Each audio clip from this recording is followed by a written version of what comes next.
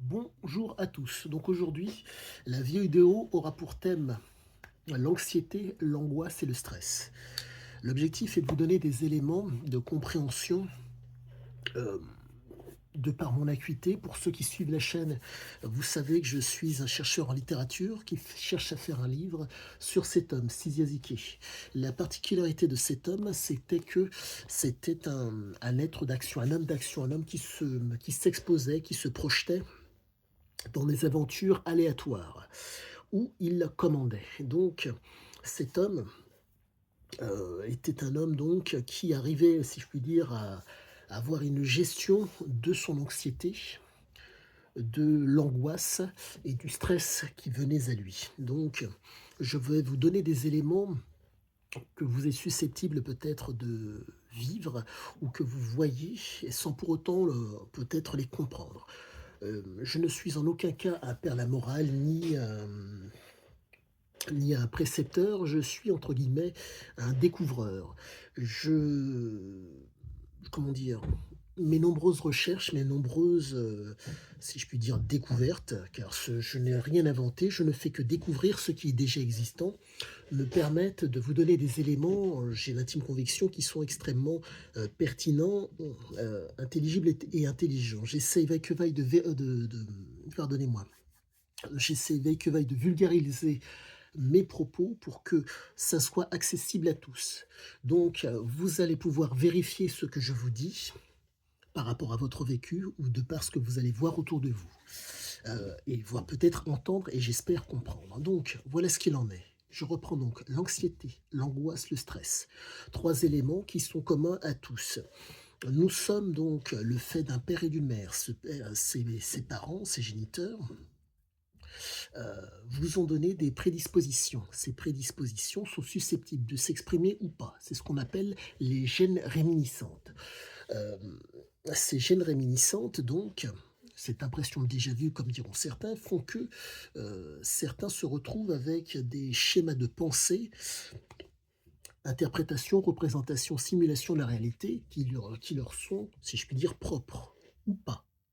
Comprenez qu'il y a ce que vous ont légué vos parents, qui vous permettent de, comment dire, de faire en fonction du passif de vos parents, donc de faire avec ce qu'on vous a transmis, ou sinon des choses que vous allez découvrir.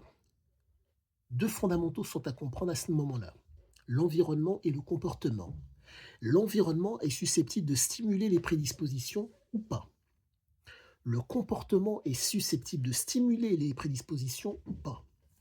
Mais quoi qu'il en soit, stimulation au niveau du comportement ou au niveau de l'environnement ne fait pas qu'il va y avoir une réponse de votre part.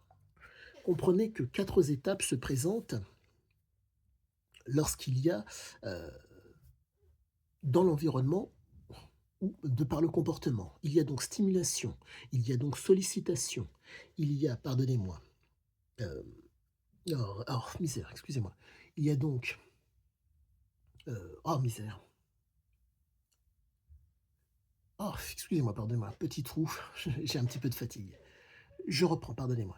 Stimulation, sollicitation, oh misère, réponse et oh c'est pas vrai. Excusez-moi, oh là là, un petit peu de fatigue. Et donc une réponse. Donc il y en a trois. Oh misère, il y en a. Excusez-moi. À la base il y en a quatre, mais j'ai un petit trou de mémoire, donc c'est la fatigue aidant. Il s'avère que, bref, pour ceux et celles qui le savent, je m'expose énormément au froid et le fait d'écrire sur cet homme et de m'hyperstimuler fait que parfois il m'arrive d'avoir, entre guillemets, là actuellement j'ai du mal à dormir, mais qu'importe.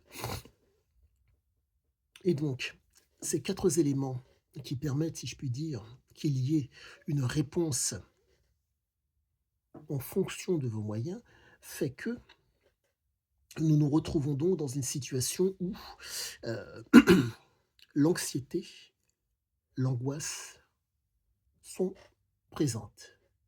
Vos parents, de par le cadre dans lequel vous avez baigné, un cadre agréable ou un cadre désagréable, fait que vous vous retrouvez donc avec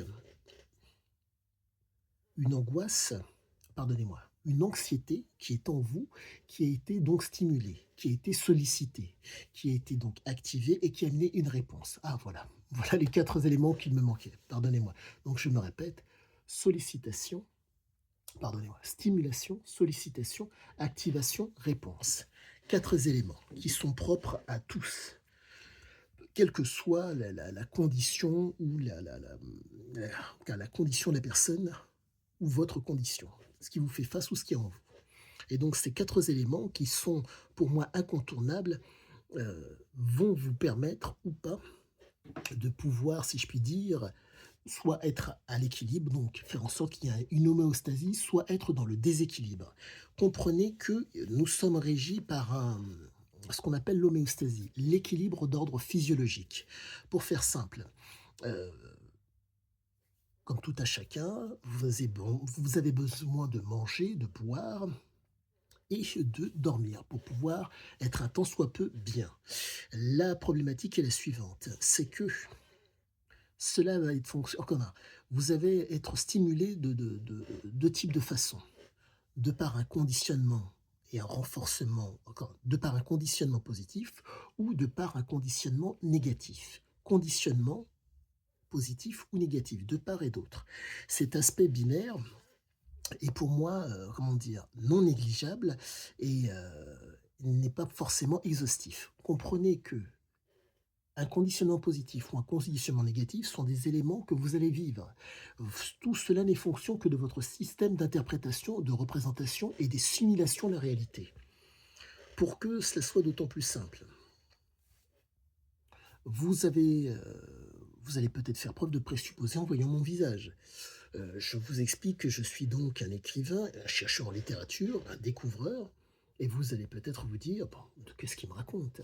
De par, pour peu vous ayez des présupposés et des préjugés, en un mot que vous jugiez un livre à sa couverture, les épaules carrées, le verbe français, mais pas la tenue et peut-être pas dans votre système de représentation, peut-être pas la gueule de du chercheur, du découvreur. C'est comme ça que je me vois. Et donc, ces éléments qui sont propres à ma personne et qui sont communs à tous font que vous êtes en mesure d'émettre un jugement ou un présupposé à partir de la couverture, à partir de ce que vous voyez. La problématique est la suivante. Lorsque je parle, entendez-vous, écoutez-vous, comprenez-vous et comment dire, à partir de ces éléments-là, vous allez pouvoir faire en sorte d'avoir une réponse, adéquate ou pas. Mais la problématique est la suivante, c'est que cela va dépendre de votre système de représentation. Vous avez donc le bulbe rachidien, le sous-cortical et le préfrontal. Pour que ça soit d'autant plus visible, le préfrontal, qui prend les informations, qui va vous permettre, entre autres, de réfléchir sur le court, moyen, long terme. Le sous-cortical, si je puis dire, l'émotionnel, qui va, entre guillemets, traiter l'information avec votre système de représentation du plaisir. Et vous avez donc le bulbe rachidien, donc, qui relie donc, pardonnez-moi, la moelle épinière à du corps à l'esprit. Ce qui fait que pour peu que je vous pince et que vous soyez dans une intimité avec quelqu'un et quelqu'un qui vous pince, synonyme de plaisir ou de stimulation pour vous dire euh, j'ai envie de toi ou autre, ou je ne t'aime pas, ou je n'apprécie pas ce que tu es. Donc, système de représentation qui vous est personnel. Le à la pincée, la caresse, la griffure, bon. Système d'interprétation, en tout cas, de représentation qui vous est propre. Tous ces éléments s'interpénètrent.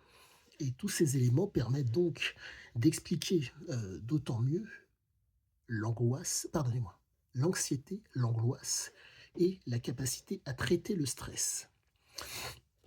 Cet homme, pour pouvoir traiter le stress, utilisait 2 systèmes, 2 façons, pardonnez-moi.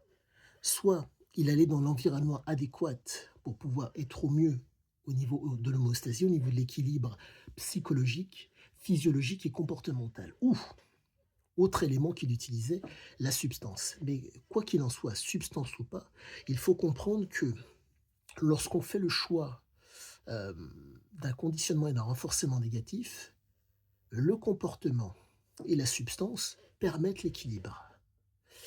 et dans une pleine mesure comme dans une moindre mesure. C'est assez particulier. Alors, je vais essayer de vulgariser encore une fois.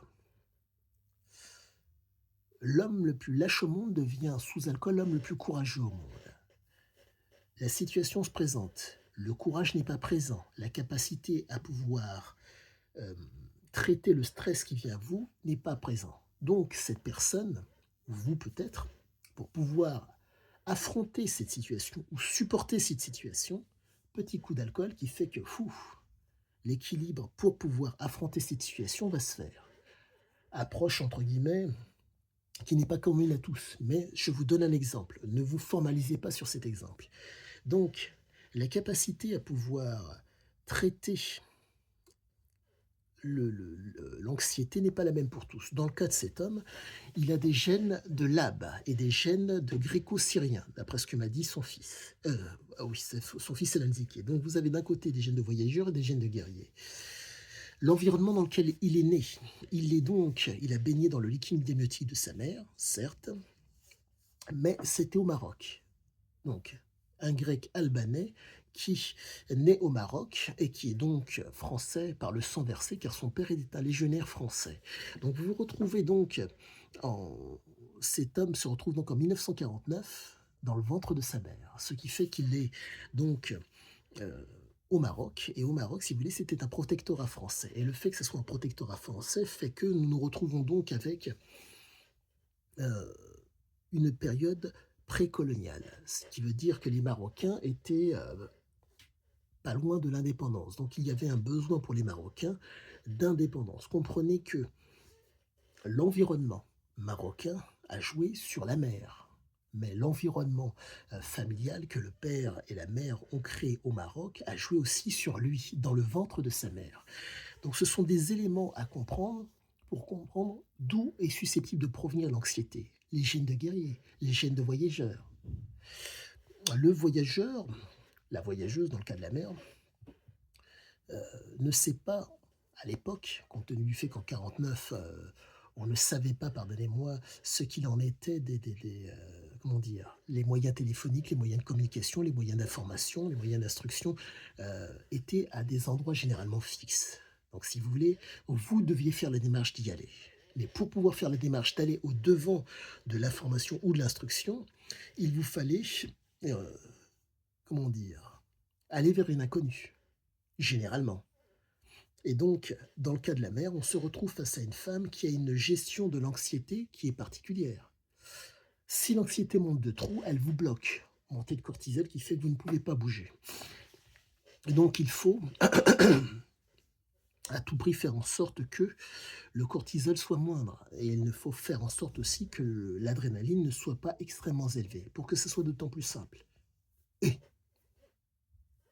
je grossis le trait, c'est ce petit mot que j'ai dit fait pour vous stimuler, pour vous faire rendre compte que le fait de faire peur fait que votre adrénaline est susceptible de monter ou pas. Que se passe-t-il? Si l'adrénaline monte trop vite, la peur vient derrière. Si elle met du temps à monter, une gestion de l'adrénaline, donc de l'éventuelle anxiété, est envisageable.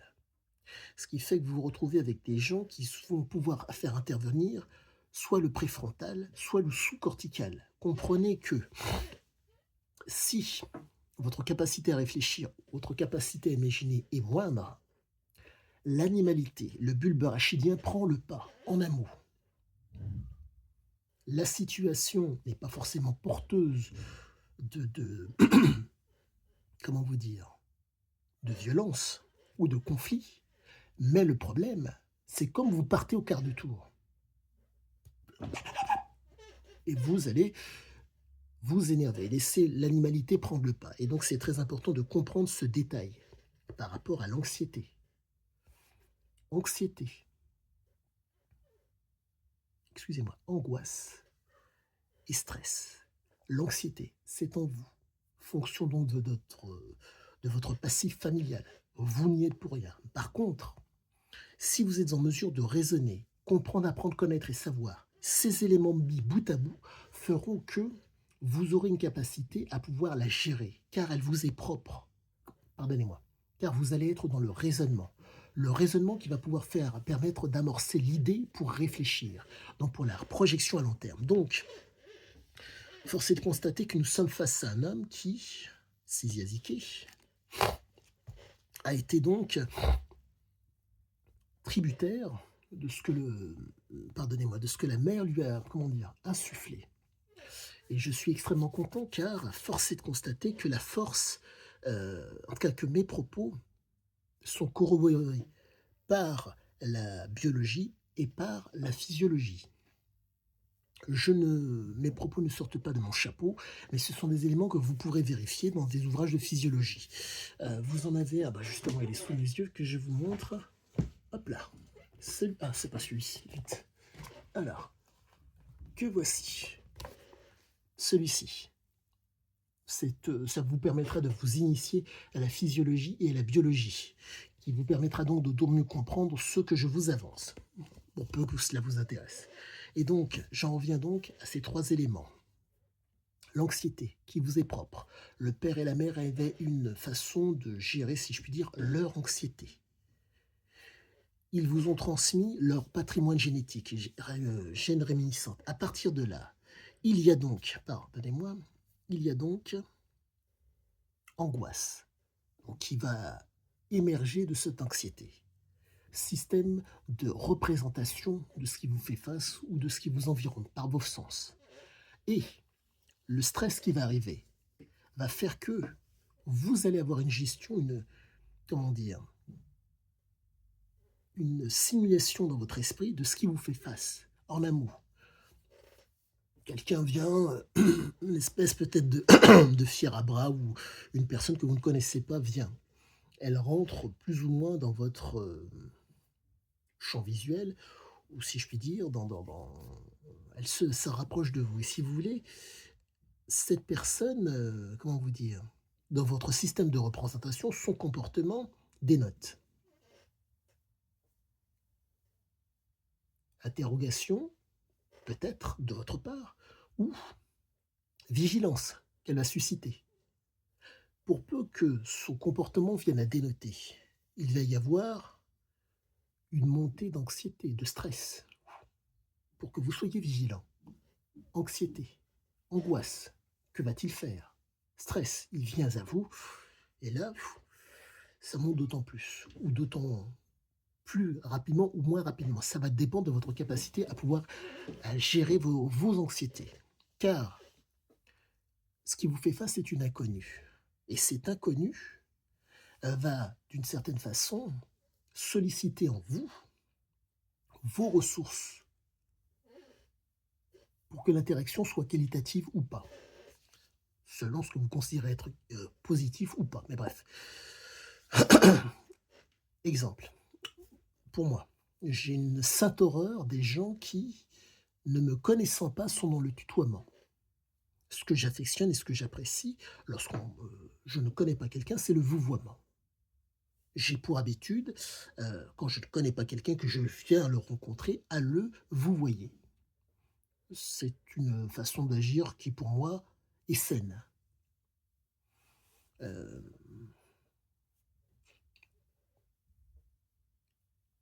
L'objectif n'est pas d'être en crainte vis-à-vis de quelqu'un. L'objectif est d'être, comment vous dire, vous n'allez pas laisser rentrer sciemment quelqu'un dans votre vie sous couvert, comment dire, comment dire, la considération et la proposition sont faites pour être dans l'intelligible, le pertinent et comment dire, et l'intelligent. Je ne vous connais pas, vous ne me connaissez pas, je ne me permettrai pas d'être dans, comment dire, dans une familiarité qui fasse que je sois à l'aise. J'ai besoin, si je puis dire, de raisonner.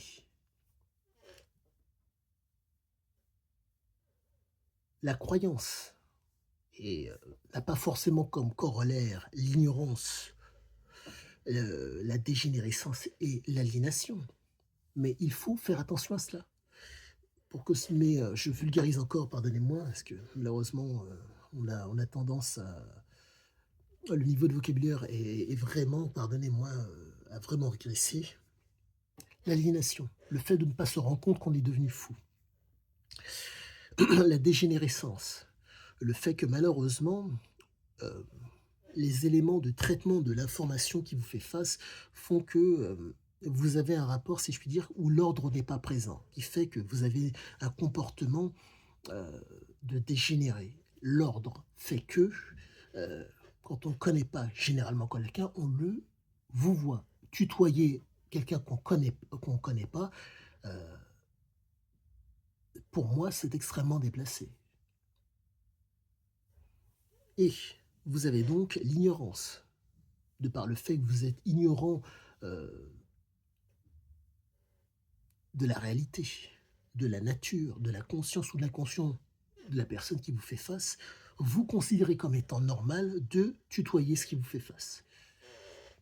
Tandis que c'est peut-être quelqu'un qui, au demeurant, si vous n'aviez pas eu ce comportement, n'aurait pas été agressif à votre encontre. Et donc, je mets un bémol, hein, parce que comprenez qu'aujourd'hui, les us et coutumes font que nombre de gens que vous ne connaissez pas vous tutoient, même si c'est fait avec une espèce de bonhomie, en trouvant cela normal. Donc, l'objectif est de faire très très attention à cela pour, en tout cas, c'est un élément que je vous donne pour comprendre. Donc, moi, j'essaie veille que vaille d'être dans le raisonnement, comprendre, apprendre, connaître et savoir. Tout cela prend du temps. Vous avez des gens qui se contentent de juger le livre à sa couverture. L'ignorance, la dégénérescence et l'aliénation sont les mots d'ordre chez ces gens. L'objectif n'est pas de vous dire que j'ai raison ou qu'ils ont tort, mais l'objectif est de vous dire qu'ils ont leur raison. En tout cas, ils ont le présupposé préjugé et la meilleure des options pour eux. Donc, ça leur permet, si je puis dire, de diminuer l'anxiété que de tutoyer. Le vouvoiement, pour moi, permet de, comment dire, diminuer l'anxiété. Je pense me faire comprendre de tous. Et donc, je pense avoir donné le plus gros de mon explication sur l'anxiété, l'angoisse et le stress. Si la moindre question vous vient, n'hésitez pas. À bientôt à tous.